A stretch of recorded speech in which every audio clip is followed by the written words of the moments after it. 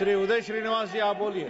Honorable Speaker, I rise to stand in support of Work Amendment Bill 2025, a reform aimed at ensuring efficient management of work properties across India. Sir, India's work board collectively manage land spanning over 36.1 lakh acres.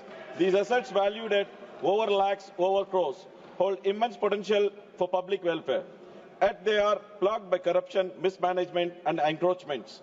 I would like to thank our Honorable Prime Minister, Sri Narendra Modi ji, and the Minister of Minority Affairs, Sri Kiren Rijiju ji, for bringing this crucial bill and referring it to the Joint Parliamentary Committee for detailed discussions. I also appreciate the efforts of the Joint Parliamentary Committee in refining this bill through extensive deliberations and expert consultations. Sir, one of the key amendments in this bill addresses the work tribunal structure previously. Tribunal decisions were final, leaving no redressal mechanism for aggrieved parties, resulting in prolonged disputes and a backlog of cases. To remedy this, the bill initially proposed restructuring the tribunals to constitute a district judge of chairman and an officer of joint secretary rank in the state government. However, following deliberations in the JPC, it has now been proposed to include an expert Muslim law and jurisprudence, ensuring a more informed and fair adjudication process.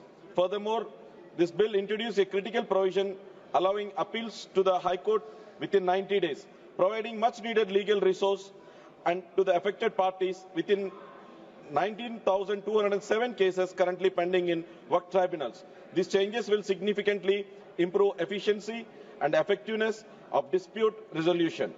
Another significant amendment concerns the survey and determination of work properties.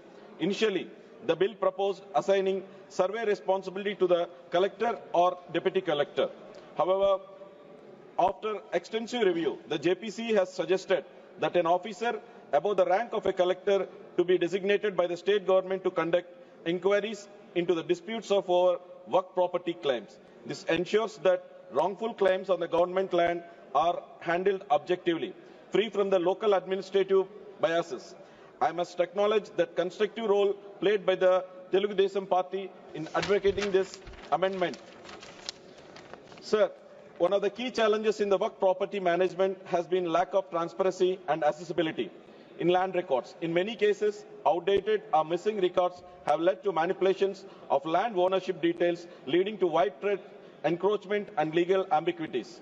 As per the original amendment, the state government was required to upload the notified list of work properties on a centralized portal within 15 days of its publication in the official gazette.